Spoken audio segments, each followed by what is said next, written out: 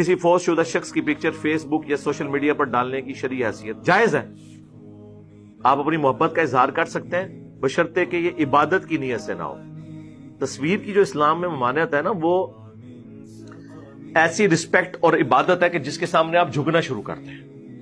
ویسے کسی نے اپنے البم میں تصویریں لگائی ہوئی ہیں اپنے ماں باپ کی، بیوی بچوں کی، اور گھر میں پڑی ہوئی ہیں، تو اس کے اوپر وہ وعید بھی فٹ نہیں ہوتی ہے کہ جس گھر میں جو ہے وہ کتا یا تصویر ہو، جو بخاری مسلم میں حدیث ہے رحمت کے فرشتے نہیں آتے.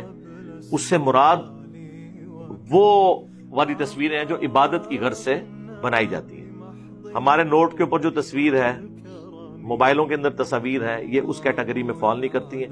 یہ کسی نے عبادت کی غرض سے نہیں کی ہوتی ہیں. پکچرز کے اوپر اسلامک رولنگز، یہ میری ایک ویڈیو دیکھ لیں. پکچر تو شاہی کوئی نہیں.